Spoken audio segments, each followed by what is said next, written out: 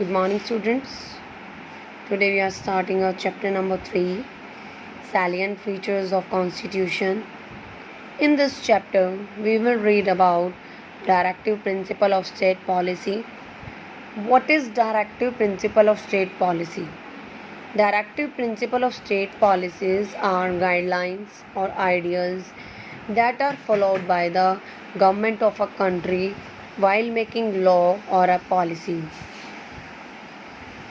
Directive principle of state policy क्या हैं? Guidelines हैं और आइडियल्स हैं जो एक देश की गवर्नमेंट के द्वारा फॉलो की जाती हैं, माइंड में रखी जाती हैं while making law and policy of a country. And first of all I want to tell you that it is written in the part 4 of our constitution. हमारे कॉन्स्टिट्यूशन के पार्ट 4 में ये रिटन है directive principle of state policy. In part 3 we had read about the fundamental duties and rights, and in part 4 we will read about the directive principle of state policy in constitution, and it came under the article 36 to 51, and this concept has been adopted from the constitution of Ireland. कि just हमारे India में और Ireland में जो है ये सिर्फ ऐसी directive principle of state policy जो है वो फॉलो की जाती है, और हम लोगों ने ये कॉन्सेप्ट भी आयरलैंड से ही के कॉन्स्टिट्यूशन से ही लिया है. Now sources of directive principles, जो सोर्सेज थे डायरेक्टिव प्रिंसिपल्स लॉ के वो कौन कौन से थे, जिनसे फ्रेमर्स जो थे कॉन्स्टिट्यूशंस के वो इंस्पायर हुए कि directive principle of state policy को जो है फॉलो करना चाहिए वाइल मेकिंग लॉ. जब गवर्नमेंट क्या करती है, जब ये directive principle of state policy जब बनाती है तो को ध्यान में रख के जब लॉ बनाती है तो किस लिए बनाती है, ताकि जो वेलफेयर स्टेट जो है एक ऑर्गेनाइज किया जा सके. मीन्स लोगों के वेलफेयर को भी माइंड में रखा जा सके, ताकि जो भी लॉ बनाए गए हैं, ठीक है, तो वो किसके खिलाफ ना हो, लोगों के खिलाफ ना हो. लोगों के ज़रूरतों को ध्यान में रख के, जो नेसेसिटीज़ को माइंड में रख के जो है directive principle of state policies जो हैं वो बनाई जाती हैं. And here we have the sources of this directive principles. First one is Irish republic constitution. जो आयरिश रिपब्लिक कॉन्स्टिट्यूशन था, जो फ्रेमर्स थे कॉन्स्टिट्यूशन के, उन्होंने क्या किया, आयरिश रिपब्लिक कॉन्स्टिट्यूशन को देखा, जिसके अंदर क्या था, सोशल पॉलिसी थी जो हेल्पफुल रही लेजिस्लेचर के लिए. And second one source was revolutionary France has declared right of main and citizens. कि जो रिवोल्यूशनरी फ्रांस था उन्होंने डिक्लेयर किए थे मैन के और सिटीज़न के राइट्स को. उनसे भी जो है ये बहुत ज़्यादा हमारे जो कॉन्स्टिट्यूशन के फ्रेमर्स थे वो बहुत ज़्यादा क्या हुए, इस चीज़ को फॉलो करने के लिए जो है जागरूक हुए. Next we have the source ideas of Mahatma Gandhi. कि महात्मा गांधी के आइडियाज़ जो थे कि वो चाहते थे कि जो देश है अपना वो क्या रहे, एक वेलफेयर स्टेट बन जाए, ठीक है. तो उनके आइडियाज़ को भी जो है माइंड में रख के कॉन्स्टिट्यूशन को लिखा गया है, और प्लस इसके साथ जो है लॉज बनाए गए हैं. Next we have the United Nations framed human rights. कि यूनाइटेड नेशंस में क्या किया गया था, ह्यूमन राइट्स के बारे में जो है लिखा गया था, ह्यूमन राइट्स को जो है वो अनाउंस किया गया था. उससे भी जो है ये क्या हुए, यहाँ के जो फ्रेमर्स थे कॉन्स्टिट्यूशन के लॉ मेकिंग जो है उन्होंने इस चीज़ को माइंड में रखकर किया. Next we have importance of directive principles. Directive principles are not justiciable like fundamental rights. कि ये जस्टिसेबल नहीं होते हैं फंडामेंटल राइट्स की तरह. कि ये फर्स्ट ऑफ ऑल क्या है, लॉ के द्वारा जो है इनको लागू नहीं किया गया, इम्प्लीमेंट नहीं किया गया है. बट जैसे कि फंडामेंटल राइट्स को क्या इम्प्लीमेंट किया गया है लॉ के द्वारा, but these are not implemented by law. And we can't attempt case whenever it had been attained by anyone else from us, कि डायरेक्टिव प्रिंसिपल अगर ऑफ स्टेट पॉलिसी अगर हमसे छीन लिए जाते हैं, ठीक है, जो ऐसे लोग हैं तो वो क्या है, ऐसी गाइडलाइंस अगर हमसे छीन लिए जाते हैं, हम इनके लिए जो है केस नहीं कर सकते कोर्ट में। जैसा कि हम फंडामेंटल राइट्स अगर छीन लिए जाते हैं तो उसके लिए हम क्या कर सकते हैं, केस डाल सकते हैं हम कोर्ट में। एंड इम्पॉर्टेंस क्या है, now we will see the importance. They provide a political socio economic program for democratic state, कि एक डेमोक्रेटिक स्टेट का जो है वो क्रिएशन करती है ये, ठीक है, political socio economic program provide करवाती है डेमोक्रेटिक स्टेट के लिए। नेक्स्ट वी हैव जो डायरेक्टिव प्रिंसिपल्स हैं वो क्या करते हैं, गाइडलाइंस देते हैं गवर्नमेंट को for making laws and drafting policies draft करने के लिए, प्लस लॉज बनाने के लिए गाइडलाइंस प्रोवाइड कराती हैं। These policies direct the government to move towards the welfare of state, और ये पॉलिसीज क्या करती हैं, वो गवर्नमेंट को डायरेक्शंस देती हैं और वो लॉज बनाने के लिए जो कंपेल करती हैं जो कि लोगों के वेलफेयर के लिए हों, मतलब लोगों के अच्छे के लिए हों, ताकि उनका भला हो सके। Here we have the one more importance, provide direction to court in respect of safeguarding the rights of citizens।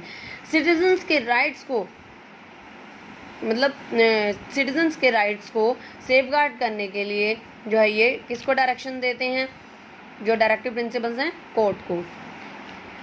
Next we have the welfare state. In this lesson after the importance we will read about the welfare state. What is welfare state? A state with maximum happiness with maximum number of people in that territory, कि जहाँ पे लोग बिल्कुल खुश हैं, वहाँ के जितने भी जो नियम हैं, जो भी पॉलिसीज़ बनाई गई हैं, जो भी वहाँ पर कोई भी फैसिलिटीज़ प्रोवाइड कराई गई हैं, तो वहाँ के जो लोग हैं वहाँ के बिल्कुल खुश हों उनसे, और मैक्सिमम नंबर ऑफ़ पीपल जो हैं उस टेरिटरी में रहते हों, that is called the welfare state. अब यहाँ स्टेट का मीनिंग क्या है, एक कंट्री को माना गया है, ठीक है।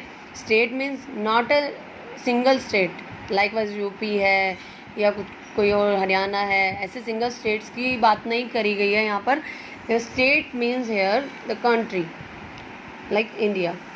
Next we have its goal is welfare state, और इसका गोल क्या है, वेलफेयर स्टेट जो है वो ऑर्गेनाइज करना, सोशल इकोनॉमिक जस्टिस करना, डिग्निटी टू इंडिविजुअल, ठीक है, कि इंडिविजुअल को की डिग्निटी को बनाए रखना, and social economic justice provide कराना लोगों को, ठीक है। जो डायरेक्टिव प्रिंसिपल्स का मेन मोटिव है वो क्या है, लोगों को जस्टिस देना एंड उनकी डिग्निटी को बनाए रखना। नेक्स्ट इनके जो वर्क हैं वो क्या क्या थे, जो कंपोनेंट्स थे, सोशल इक्वालिटी एंड जस्टिस, कि जो directive principle of state policy हैं उसमें फर्स्ट वन किसका रखा गया है ध्यान, सोशल इक्वालिटी हो ताकि और जस्टिस मिले सबको। राइट टू एजुकेशन एक्ट बनाया गया था जो 6 to 14 ईयर्स के चिल्ड्रन का फ्री एजुकेशन का, प्लस इसके साथ साथ क्या किया गया है, 25% सीट्स जो हैं वो रिजर्व की गई हैं प्राइवेट स्कूल्स में फॉर वीकर सेक्शंस। लाइक जैसे हम यहाँ पर आज भी एट प्रेजेंट क्या है कि सीट्स जो हैं वो रिज़र्व की गई हैं प्राइवेट स्कूल्स में भी वीकर स्टूडेंट्स के लिए जो कि फ्री एजुकेशन गेन करते हैं। नेक्स्ट वी हैव एससी और एसटी के लिए जो है वो सीट्स रिज़र्व की गई हैं जॉब्स में और इंस्टीट्यूशन में और एजुकेशन में भी। स्पेशल स्कॉलरशिप दी जाती हैं वीकर सेक्शन ऑफ सोसाइटी को, ठीक है। नेक्स्ट अनटचेबिलिटी रिमूव हुई है directive principle of state policy को फॉलो करने के बाद, ठीक है। जो पहले अनटचेबिलिटी की जो सिस्टम चल रहा था वो भी रिमूव कर दिया गया है। Next justice for economically weaker sections, जितने भी इकोनॉमिकली वीकर सेक्शंस हैं अपर कास्ट से, उनको बचाने के लिए जो है न्याय दिलाया गया है। Next we have 10% of seats reserve की गई हैं गवर्नमेंट जॉब्स में, किसके लिए, वीकर सेक्शंस के लिए। एंड इन हायर एजुकेशन में भी जो है 10% सीट्स जो हैं वो वीकर सेक्शंस के लिए रिजर्व की गई हैं। और ये किस अमेंडमेंट एक्ट के अंडर आया था, 103rd अमेंडमेंट एक्ट, जो कि कब हुआ था, जनवरी 2019 में जो है ये अमेंडमेंट एक्ट जो हुआ था उसके अंडर ये justice for economically weaker sections के लिए जो है ये अलाउंस दिए गए थे। Next we have the benefits are given to those people whose annual income is less than 8 lakh. अब इसके अंदर जो वीकर सेक्शन के जो पर्सन्स थे उनको क्या किया गया था, बेनिफिट्स दिए गए थे उन लोगों को जिनकी एनुअल इनकम जो है 8 लाख से कम थी। And people who have a house less than 1000 square feet in a town, एक टाउन में 1000 स्क्वायर फीट से कम की जगह पर घर बना हुआ है तो उनको भी जो है ये दी गई थी facility. Next we have the people who have economic welfare क्या क्या हुआ था इससे, directive principle of state policy से। Zamindari system has abolished, zamindari system चलता था पहले, वो एबॉलिश कर दिया गया था, उसको मिटा दिया गया था। Introduced land reform program, land reform program जो है वो शुरू कर दिया गया था। Next nationalisation of all banks and insurance companies, nationalisation हो गया था इसकी वजह से। Directive principle of state policy की गाइडलाइंस को फॉलो करने के बाद हमारे जो कॉन्स्टिट्यूशन में अमेंडमेंट एक्ट होते रहे, साथ साथ जो है वो हमारे यहाँ पर इम्प्रूवमेंट भी होती गई। Equal pay for equal work, पहले क्या होता था कि जो मज़दूर लोग होते थे उनसे पूरा दिन काम ले लेते थे वर्कर्स से, फिर क्या करते थे कि उनको 1 डे का पैसा पकड़ा देते थे, 100 रुपये दे दिए। But now this law has been made for the weaker sections of workers that equal work has been taken from the those workers and equal pay will be paid to them. Next Ayushman Bharat योजना sponsor की गई है by health scheme in 2018 for the poor people. उनके लिए 10 crore rupees poor people families को जो है इसका बेनिफिट हुआ है। 5 लाख रुपीज़ जो है 10 करोड़ पीपल को इसका बेनिफिट हुआ है एंड उसके अंदर 5 लाख रुपीज़ पर एनम जो है उनको प्रोवाइड कराया गया आयुष्मान भारत योजना के अंडर। नेक्स्ट एक और स्कीम चलाई गई थी प्रधानमंत्री सम्मान योजना, फॉर फार्मर्स, ये फार्मर्स के लिए जो है ये चलाई गई थी। इसके अंदर क्या किया जाता है, 6000 पर ईयर एनम उनको पैसा प्रोवाइड कराया जाता है जिसकी 3 इंस्टॉलमेंट में पे किया जाता है उनको, 2000 की इंस्टॉलमेंट में उनको दिया जाता है ताकि वो अपने जो फार्म से रिलेटेड जितनी भी ज़रूरतें हैं, थोड़ा बहुत लॉस भी हो जाता है या फिर कुछ भी खाद बीज भी चाहिए होते हैं तो उनके लिए प्रोवाइड करवाती है। नेक्स्ट जो स्कीम आई थी प्रधानमंत्री उज्ज्वल योजना चलाई गई थी। प्रधानमंत्री उज्ज्वल योजना में क्या है कि एलपीजी कनेक्शन जो है वो प्रोवाइड कराया गया है बिलो पॉवर्टी लाइन के अंडर जितने भी जो पर्सन्स हैं पुअर पीपल हैं उनको एलपीजी कनेक्शन जो है प्रोवाइड कराए गए हैं फ्री ऑफ कॉस्ट। तो 5 करोड़ एलपीजी कनेक्शंस जो है प्रोवाइड कराए गए हैं जिसके अंदर 1600 रुपये फॉर ईच एलपीजी पे किया गया है। And next one we have the Pradhan Mantri Gramin Awas Yojana चलाई गई है गवर्नमेंट के द्वारा जो कि पक्का हाउस बनाने के लिए चलाई गई है, फाइनेंशियल असिस्टेंट प्रोवाइड कराती है। नेक्स्ट जो है प्रधानमंत्री फसल बीमा योजना जो कि लॉन्च हुई थी जनवरी 13, 2016 में, जिनके अंदर फार्मर्स को क्या करना पड़ता था, प्रीमियम पे करना पड़ता था 2% ऑफ खरीफ क्रॉप का and 1.5% of all rabi crops का। नेक्स्ट जनधन योजना चलाई गई है गवर्नमेंट के द्वारा 15 अगस्त 2014 में चलाई गई थी जिसके लिए बैंक अकाउंट ओपन हुए थे पुअर पीपल के लिए। लाइफ इंश्योरेंस भी जो है 30,000 का उनके लिए स्पेशली जो है वो रखा गया और एक्सीडेंटल इंश्योरेंस भी उनको प्रोवाइड कराया गया 1 लाख रुपीज़ का। Now we will read the chapter number 3 meaning of directive principles. Directive principles हैं क्या?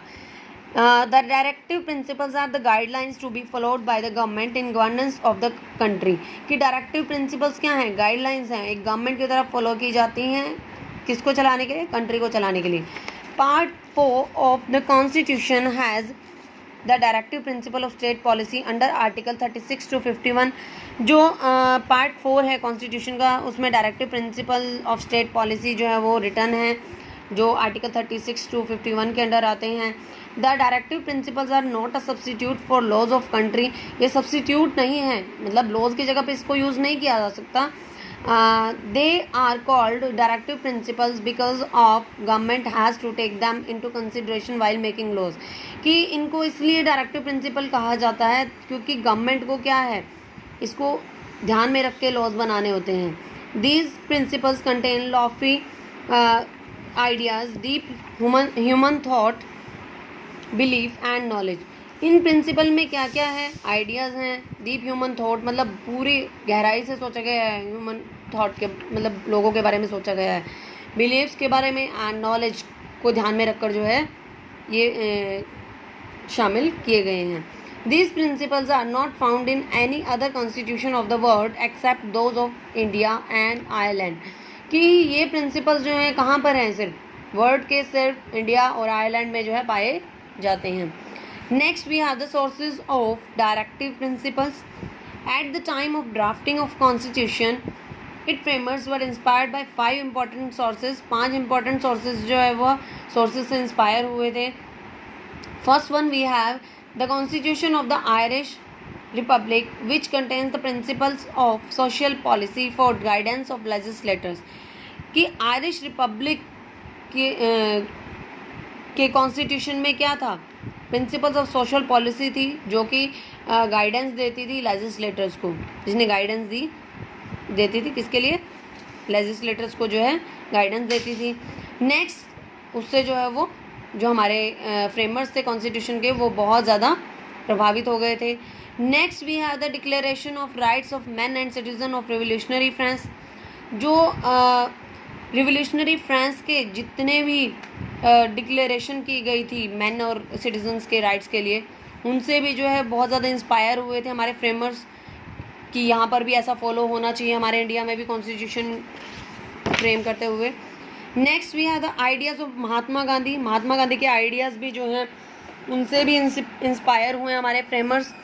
The fact that the directive principles also contain Gandhian principles is sufficient proof that ideas of Mahatma Gandhi had influence the framers of constitution, कि directive principles में क्या है, Gandhian principles को भी शामिल किया गया है और इसका ये प्रूफ है कि वो महात्मा गांधी के आइडियाज़ को भी जो है वो उनसे भी बहुत ज़्यादा इन्फ्लुएंस हुए थे।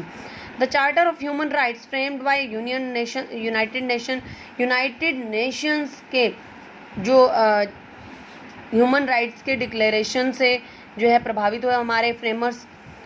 The universal declaration of human rights was adopted by United Nations, जो यूनिवर्सल डिक्लेरेशन है ह्यूमन राइट्स का वो कहाँ से लिया गया था, यूनाइटेड नेशन से लिया गया था। When the Constituent Assembly was deliberating over the Indian Constitution, जब जो कॉन्स्टिट्यूएंट असेंबली जो विचार विमर्श कर रही थी इंडियन कॉन्स्टिट्यूशन पर, तब यूनिवर्सल डिक्लेरेशन जो है वो ह्यूमन राइट्स का लिया गया था यूनाइटेड नेशन से। Next we have importance of directive principle. Importance क्या है इसकी, like in case of fundamental rights there is a difference of opinions regarding the importance of the directive principles और state policy, कि fundamental rights की तरह जो है क्या है, there is a difference of opinion, इसमें जो है अंतर है इनके ओपिनियंस में। Importance of directive principle of state policy, the main difference of opinion surrounds their non justiciable nature, कि जो directive principle of state policy हैं वो क्या है, नॉन जस्टिसेबल हैं, मीन्स जस्टिसेबल नहीं है। Fundamental rights are justiciable, fundamental right justiciable हैं, as I told you that no for fundamental rights if someone takes our rights we can attempt a case, but in case of directive principle of state policy we can't attempt case in court, that is to say citizens can move the court to get their rights, कि ये कहा जाता है citizens जो हैं वो क्या हैं, अपने राइट्स के लिए तो कोर्ट में जा सकते हैं, but directive principle are not justiciable, लेकिन डायरेक्टिव प्रिंसिपल्स जो हैं वो क्या है, जस्टिसेबल नहीं है। Despite these limitations the directive principles are very important, इस लिमिटेशंस के होने के बाद भी they are very important. This importance stems from the following. First one we have directive principles are in nature of a pledge made by framers of constitution to people of India. जो directive principles हैं वो क्या हैं? Are in nature of a pledge made by framers of constitution, constitution के framers के द्वारा एक प्रतिज्ञा की तरह बनाए गए हैं। To the people of India, India के लोगों के लिए। They provide a framework, political, social and economic program for a modern democratic state. कि वो क्या प्रोवाइड कराते हैं? फ्रेमवर्क प्रोवाइड कराते हैं कि पॉलिटिकल, सोशल और इकोनॉमिकल प्रोग्राम जो है उन्होंने प्रोवाइड कराए हैं हमारे मॉडर्न डेमोक्रेटिक स्टेट को बनाने के लिए। Next we have directive principles are guidelines to government to make laws and draft their policies according to these fundamental principles। कि डायरेक्टिव प्रिंसिपल्स क्या करते हैं? गाइडलाइंस प्रोवाइड कराते हैं गवर्नमेंट को लॉज बनाने के लिए और पॉलिसीज़ को ड्राफ्ट करने के लिए, which summarise the objectives of our constitution, जो हमारे कॉन्स्टिट्यूशन के ऑब्जेक्टिव्स को समराइज करते हैं। They provide an element of permanence in a democracy, और जो है क्या है, डेमोक्रेसी की परमानेंसी के लिए, मतलब बिल्कुल ये स्थिर बना रहे डेमोक्रेसी हमारा, तो उसके लिए एलिमेंट्स भी प्रोवाइड कराए हैं उसने, डायरेक्टिव प्रिंसिपल्स ने। They provide a measure to जज गवर्नमेंट्स परफॉर्मेंस। वो क्या प्रोवाइड कराते हैं? गवर्नमेंट की परफॉर्मेंस को जज करने के लिए एक मेजरमेंट भी प्रोवाइड कराते हैं। The directive principles direct the government to move towards the goal of a welfare state। Directive principles जो है गवर्नमेंट को डायरेक्ट करते हैं कि वो एक वेलफेयर स्टेट के गोल को अपने ध्यान में रखकर जो है लॉज बनाए। दे reflect the ideas of justice, और वो प्रभावित करते हैं जस्टिस के आइडियाज़ को, लिबर्टी को, equality and fraternity mentioned in the preamble, जो कि प्रस्तावना में जो है मैंशन की गई हैं, उन सबको ध्यान में रखने के लिए डायरेक्ट करते हैं जो डायरेक्टिव प्रिंसिपल्स हैं। Next we have they enlighten and educate the people of what they can expect from the politicians whom they vote to power. और वो क्या करते हैं? लोगों को जागरूक करते हैं, एजुकेट करते हैं कि कौन से पॉलिटिशियंस को उनको वोट करना है और अपनी वोटिंग की पावर को कैसे यूज़ करना है, और इस चीज़ के बारे में उनको एजुकेट करते हैं। They provide a direction to court in respect of safeguarding the rights of citizen, और वो कोर्ट्स को भी डायरेक्शंस देते हैं कि ताकि वो सिटीजन्स के राइट्स को जो है सेफ गार्ड करें। Since public opinions backs to directive principles the goal of establishing social and economic order is clearly laid out before the government. कि पब्लिक ओपिनियन जो है वो क्या करती है? बैक्स द डायरेक्टिव प्रिंसिपल्स, इसकी तरफ पीट करती है। The goal of establishing social and economic order is clearly laid out before the government। कि जो इसका गोल क्या है? एस्टेब्लिश करना, क्या? सोशल इकोनॉमिक ऑर्डर को स्थापित करना गवर्नमेंट के सामने। The 42nd Amendment Act 1976 provides that if a law is made to give effect to any of the directive principle, it will not be declared unconstitutional even if it takes away any of the rights under Article 14, 19 and 31। कि जो 42nd Amendment Act 1976 है वो क्या provide कराता है? If a law is made to give effect to any of the directive principle, कि एक law बनाया गया है अगर डायरेक्टिव प्रिंसिपल को इफेक्ट में लाने के लिए, it will not be declared unconstitutional, कि इसको क्या नहीं डिक्लेयर किया जाएगा? असंवैधानिक जो है वो नहीं माना जाएगा। Even it takes away any of rights under article 14, 19, 31। अगर ये जो है आर्टिकल 14, 19 और 31 के अंडर जितने भी राइट्स हैं अगर उनको भी ले लेता है तो जो है 42nd अमेंडमेंट एक्ट 1976 में ये कहा गया है कि अगर कोई भी लॉ बनाया जाता है डायरेक्टिव प्रिंसिपल को इफेक्ट में लाने के लिए तो उसके अंदर आर्टिकल 14, 19 और 31 के जो राइट्स हैं वो भी जो है अनसक्सेसफुल हो जाते हैं, मतलब उनके लिए कोई भी कार्रवाई नहीं की जा सकती। Next we have provision is of great importance for the implementation of directive principle. जो प्रोविज़न है वो उनकी बहुत इम्पोर्टेंस है इनके इम्प्लीमेंटेशन के लिए। It also makes it clear that in case of any conflict between directive principle and fundamental rights, the former shall prevail। कि अगर बाय चांस कभी कन्फ्लिक्ट हो जाता है डायरेक्टिव प्रिंसिपल और फंडामेंटल राइट्स में, जो फॉर्मर है वो क्या करेगा, उसको प्रबल होना पड़ेगा. And this is because the welfare of people as a whole is of paramount importance over that of an individual. कि ये इसलिए होता है क्योंकि जो लोगों के वेलफेयर को ध्यान में रखना पड़ता है एज अ होल, कि एक इंडिविजुअल के बारे में नहीं सोचा जाएगा, फिर जितने भी लोग हैं उनके वेलफेयर के बारे में सोचकर जो है वो डिसीजन लिया जाएगा. Next, however the directive principle are not enforceable by any court of law in the country.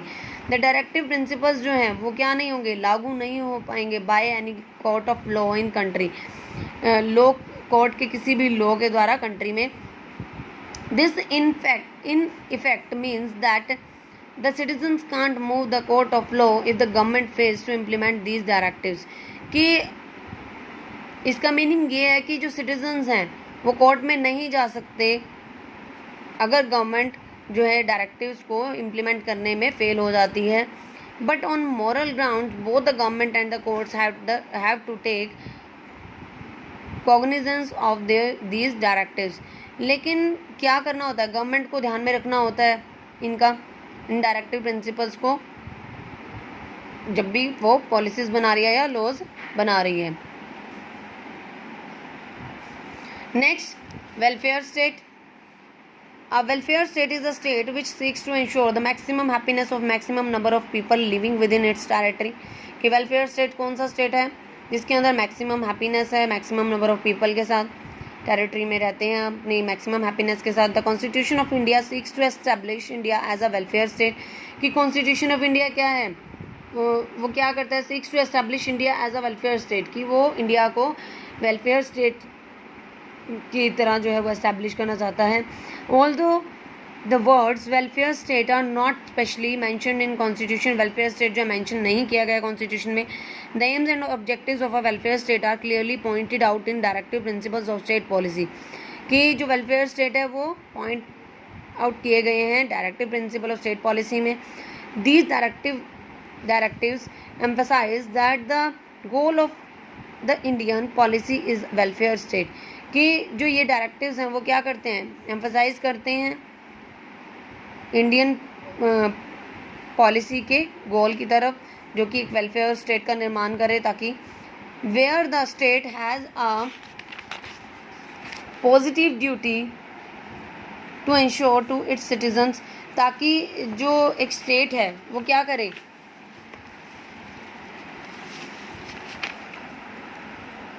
where the state has a positive duty to ensure its citizens. कि ताकि एक स्टेट की एक पॉजिटिव ड्यूटी हो किसके प्रति, इसके सिटीजन्स के लिए. And social and economic justice, ताकि वो सोशल और इकोनॉमिक जस्टिस प्रोवाइड कराए. एंड डिग्निटी टू इंडिविजुअल, और इंडिविजुअल की शान को बनाए रखे. Both the union and the state government have over the past 6 decades taken steps to implement directive principles which aim at establishing social and economic democracy, the best goal of a welfare state. कि जो union किसको कहेंगे हम यहाँ पे, जो central level की government है, and the state government both have over the past 6 decades, यानी पिछले 6 दशकों से वो जो है इस पर काम कर रही है, वो स्टेप्स उठा रही है इम्प्लीमेंट करने के डायरेक्टिव प्रिंसिपल्स को. Which aim at establishing social and economic democracy, जो कि जिनका लक्ष्य क्या है, जिनका एम है क्या, एस्टेब्लिश करना सोशल और इकोनॉमिक डेमोक्रेसी जो है एस्टेब्लिश करना. The basic goal of a welfare state, और जो बेसिक गोल उनका क्या है कि एक वेलफेयर स्टेट का निर्माण हो सके. Next we have the social equality and justice. The union and the state government have been taking steps to implement the directive principles. Union और स्टेट गवर्नमेंट जो है वो स्टेप्स उठा रही है इम्प्लीमेंट करने के डायरेक्टिव प्रिंसिपल्स को. क्या क्या सोशल इक्वालिटी हुई है, क्या क्या जस्टिस मिला है. Right to education act has made it mandatory for every child between the ages of 6 to 14 to be provided free education in all government and government aided schools. कि जो right to education act बनाया गया है उसके अंदर क्या किया गया है, 6 to 14 ईयर्स के स्टूडेंट को फ्री एजुकेशन जो है प्रोवाइड कराई गई गवर्नमेंट एडेड स्कूल्स में और गवर्नमेंट स्कूल्स में. And the act also requires all private schools to reserve 25% of seats for children belonging to economically weaker sections of the society. जो 25% seats हैं वो की गई हैं रिजर्व किसके लिए, वीकर सेक्शंस के लिए जो कि इकोनॉमिकली वीकर हैं sections. Society as a part of public private partnership plan, as a part of public private partnership plan, जो कि पब्लिक प्राइवेट पार्टनरशिप प्लान के अंडर जो है ये पार्ट बनाया गया है. Next we have special scholarships are provided to socially and economical weaker sections of the society. जो स्कॉलरशिप प्रोवाइड कराई गई हैं सोशली और इकोनॉमिकल जो वीकर सेक्शंस हैं उनके लोगों को. There is a system of reservation और seats in jobs and educational institution. और सिस्टम बनाया गया रिजर्वेशन का सीट्स की जॉब्स में भी एजुकेशनल इंस्टीट्यूशन में भी for scheduled caste and scheduled tribes, SC और ST के लिए. And untouchability has been made an offence punishable by law. Untouchability भी जो है वो उसको भी ख़त्म कर दिया गया है, उसको अपराध माना गया है और उसके बदले में जो है अगर कोई नियम तोड़ता है तो उसके लिए पनिशमेंट दी जाने लगी है.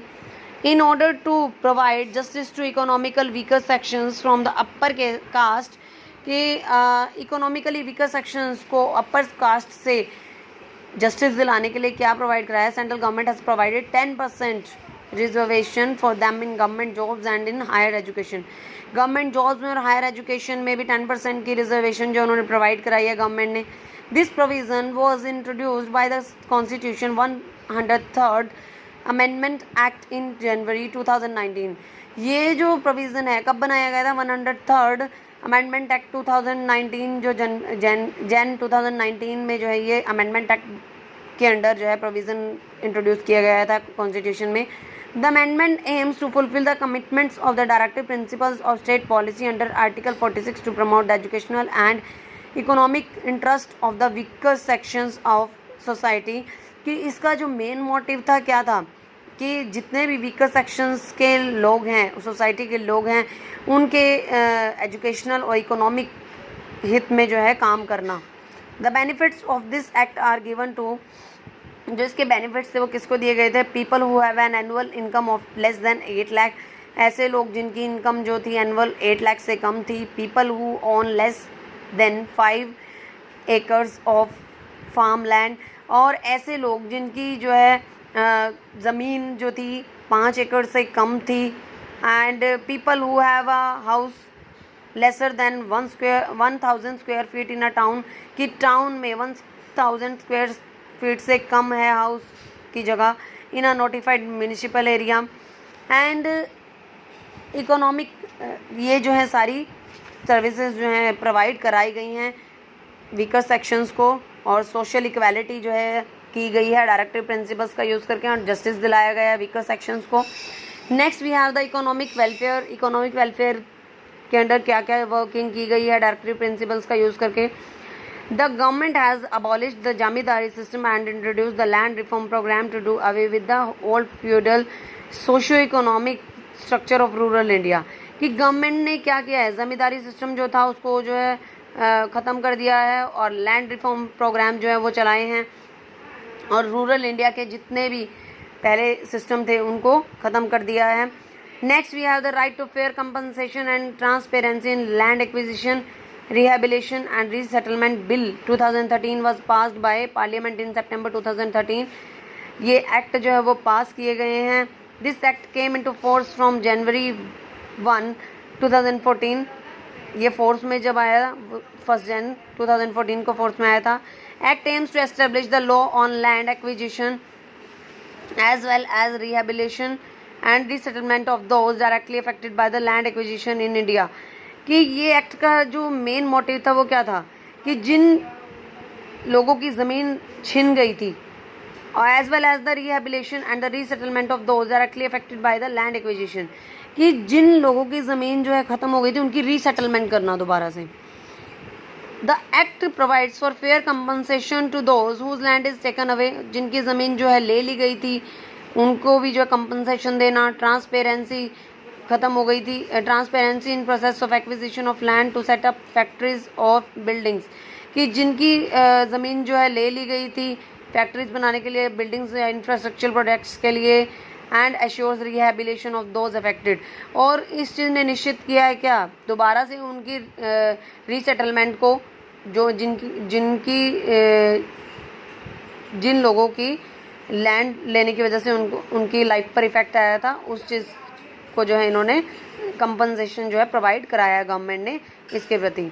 Next we have the act has replace the land acquisition act 1894, a nearly 120-year-old law enacted during British rule, कि इस एक्ट ने रिप्लेस कर दिया है लैंड एक्विजिशन के एक्ट को 1894 को।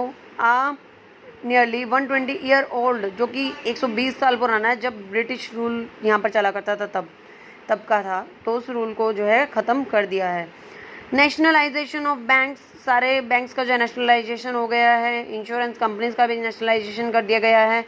Some key industries have been done to ensure the ownership of the material resources of community are so distributed, कि कुछ की इंडस्ट्रीज जो हैं वो have been done to ensure that the ownership of the material resources of the community are so distributed so as to obtain best service of common goods, कि common goods provide कराने के लिए, common services provide कराने के लिए जो है क्या है, इनको जो है नेशनलाइजेशन कर दिया गया है बैंक्स और इंश्योरेंस कंपनीज़ का, ताकि लोग इनका जो है बेनिफिट ले सकें। In order to ensure just payment to workers and equal pay for equal work, और ये सुनिश्चित करने के लिए कि वर्कर्स को इक्वल पे दी जाएगी इक्वल वर्क के लिए। The payment of wages is governed by government, की जो पेमेंट है वेजेस की वो क्या है, किसके द्वारा गवर्न की जाएगी, गवर्नमेंट के द्वारा। Which has enacted legislation to effect that the payment be made according to the minimum wages act 1948 as amendment from time to time, ताकि जो है क्या है पेमेंट लेजिस्लेशन की हेल्प कर सके ये, कि उनके लिए जो है वेजेस डिसाइड किए जा सकें। आयुष्मान भारत योजना is a centrally sponsored health scheme launch in 2018। Ayushman Bharat योजना जो है वो स्टार्ट की गई है 2018 में। It is an umbrella of two major health initiative, namely ये अम्ब्रेला की तरह काम करता है दो मेजर हेल्थ इनिशिएटिव के लिए, जिनके नाम है health and wellness centres and a national health protection scheme. The scheme will cover 10 crore poor and vulnerable families. ये 10 करोड़ पुअर लोगों को जो है वो फैसिलिटीज़ प्रोवाइड कराता है, providing coverage up to 5 lakh rupees, कि 5 लाख रुपए जो तक जो है फैमिलीज़ को प्रोवाइड कराता है per year for secondary and territory care hospitalization, और क्षेत्रीय जो है हॉस्पिटलाइजेशन की जो है सर्विस भी प्रोवाइड कराता है। Benefits of scheme are portable across the country and a beneficiary covered under the scheme will be allowed to take cashless benefits from any public or private empaneled hospitals across the country, कि जो benefits हैं scheme के वो country के किसी भी जो आसपास के पब्लिक और प्राइवेट जितने भी हॉस्पिटल्स हैं उनकी हेल्प से जो है ये बेनिफिट्स जो है वो उठा सकते हैं, और ये जो है सूची में शामिल किया गया है। नेक्स्ट वी हैव द प्रधानमंत्री समान निधि योजना। अंडर दिस स्कीम प्रधानमंत्री समान निधि योजना जो इकोनॉमिक वेलफेयर के लिए बनाई गई है। Under this scheme small and marginalized farmers are given 6,000 per year in 3 installments of 2,000 each, कि जो प्रधानमंत्री समान निधि योजना के अंडर क्या किया गया है, जो फार्मर्स हैं स्मॉल उनको 6,000 पर ईयर प्रोवाइड कराया गया है, 3 इंस्टॉलमेंट में उनको पे किया जाता है 2,000 पर मंथ के हिसाब से, which is transfer directly to the bank accounts of the beneficiary, और जो कि लाभकर्ता के अकाउंट्स में जो है ट्रांसफ़र किए जाते हैं थ्रू डायरेक्ट बेनिफिट ट्रांसफ़र के स्कीम के under.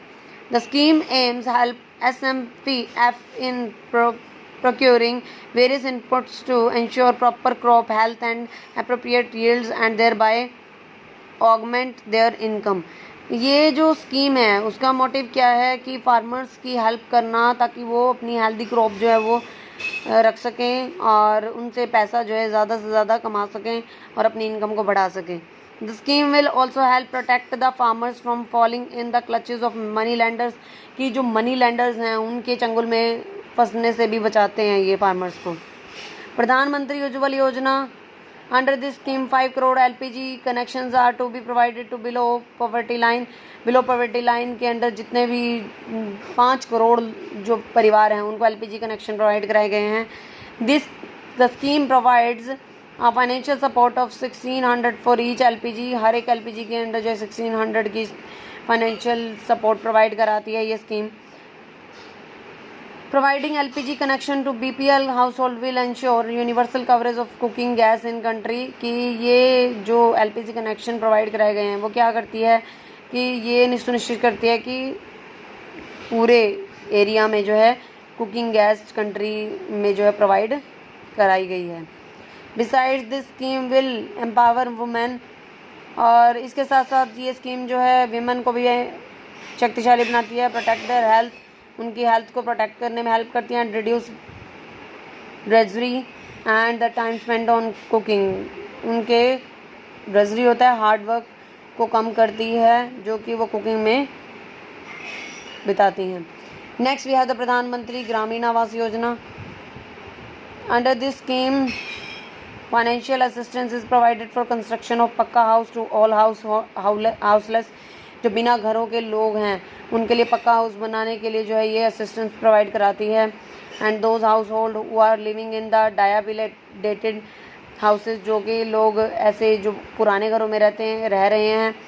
The cost of assistance is to be shared between central and state government in ratio of 60:40, कि जो असिस्टेंस है वो सेंट्रल और स्टेट गवर्नमेंट के द्वारा दोनों के द्वारा दी जाती है रेशो में 60:40। 60 पार्ट जो है सेंट्रल गवर्नमेंट देती है और 40% पार्ट जो है वो स्टेट गवर्नमेंट प्रोवाइड कराती है इनकी हेल्प के लिए। Next we have the plain areas, and plain areas के लिए जो है वो 60:40 है। 10 for north east and hilly areas. North area और नॉर्थ ईस्ट एरिया के लिए और हिली एरियाज़ के लिए 90:10 का जो है पार्टीशन किया गया है दोनों सेंट्रल और स्टेट गवर्नमेंट के लिए।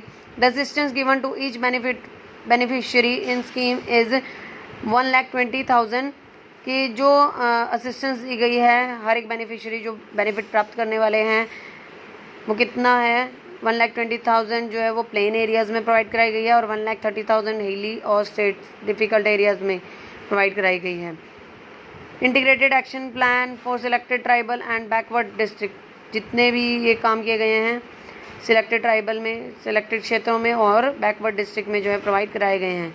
The beneficiary is entitled to 90 days of unskilled labour from मनरेगा and can avail a loan of up to ₹70,000 for construction of houses, कि जो अनस्किल्ड लेबर हैं वो क्या कर सकते हैं मनरेगा के अंडर, उनको लोन प्रोवाइड कराया गया है 70,000 का हाउसेज के कंस्ट्रक्शन के लिए। These houses will be equipped with facilities such as toilet, और ये हाउसेज जो हैं वो सुसज्जित होंगे किससे, उसमें टॉयलेट भी होगा, LPG कनेक्शन भी मिलेगा उनको, इलेक्ट्रिसिटी कनेक्शन भी मिलेगा एंड वाटर ड्रिंकिंग की भी फैसिलिटीज़ मिलेगी। नेक्स्ट वी हैव द प्रधानमंत्री फसल बीमा योजना वॉज लॉन्च्ड ऑन जनवरी 13, 2016, जो कि 13 Jan 2016 में जो है लॉन्च की गई थी। Crops farmers will have to pay a premium of 5%, जो फार्मर्स हैं उनको पे करना पड़ता है प्रीमियम 5% का। The remaining share of the premium will be borne equally by the centre and the respective state government. बाकी का जो प्रीमियम है वो सेंटर और स्टेट गवर्नमेंट इक्वली जो है वो के द्वारा दिया जाएगा। Under PMFBY there is be no upper limit on government subsidy, कि अपर लिमिट डिसाइड नहीं की गई है गवर्नमेंट सब्सिडी के लिए। And even if balance premium is 90% it will be borne by government, कि ये किसके द्वारा क्रिएट किया जाएगा, गवर्नमेंट के द्वारा। द स्कीम ऑल्सो बियर किया जाएगा, गवर्नमेंट के द्वारा बियर किया जाएगा अगर 90% होगा तो। The scheme also provides farm level assessment for localized calamities including hailstorm, unseasonal rains, landslides and the inundation। जो ये स्कीम है वो क्या प्रोवाइड कराती है? फार्म लेवल असेसमेंट भी प्रोवाइड कराती है। लाइक अगर कोई भी आपदा आ जाती है, लाइक हेल स्टॉर्म आ गई या अनसीजनल रेन आ जाती है, लैंडस्लाइड हो जाती है या फिर क्या है फ्लड आ जाता है, तो उसके लिए भी असिस्टेंस प्रोवाइड कराती है ये प्रधानमंत्री फसल बीमा योजना। Next we have a social upliftment scheme called the Jan Dhan Yojana was announced by the Prime Minister Narendra Modi on August 15, 2014। जो सोशल यानी कि जो सामाजिक उत्थान के लिए क्या है स्कीम बनाई गई थी, जन धन योजना, प्राइम मिनिस्टर के द्वारा नरेंद्र मोदी 15 अगस्त 2014 को। Under the scheme bank accounts have been open for poor, bank account खुलवाए गए पुअर पीपल के लिए। Each account has a life insurance cover of 30,000 और इनके अंदर लाइफ इंश्योरेंस प्रोवाइड कराया गया था 30,000 का। Adding to the 1 lakh accidental insurance benefit, जिसके अंदर 1 लाख का एक्सीडेंटल इंश्योरेंस भी का बेनिफिट भी जो है वो प्रोवाइड कराया गया है। This the account is accompanied with a RuPay enabled debit card. जो अकाउंट है वो क्या है, किससे जो डेबिट कार्ड से जो है वो एनेबल कराया गया है। This scheme is aimed at improving the lives of millions of India's poor by bringing them into the financial mainstream and freeing them from the clutches of many lenders। और इस scheme ने क्या किया है, is aimed at improving, और इन्हें जो है इसका लक्ष्य क्या है, जो इंडिया के पुअर पीपल हैं उनके जीवन को ऊंचा उठाना और उनकी जो फाइनेंशियल प्रॉब्लम्स हैं उनसे फ्री करना एंड मनी लेंडर्स के चंगुल से उन्हें बचाना, while giving them the benefit of insurance cover, और इंश्योरेंस की बेनिफिट भी उनको प्रोवाइड कराना। Next we the government has launched various program such as integrated rural development program and rural landless employment guarantee programme.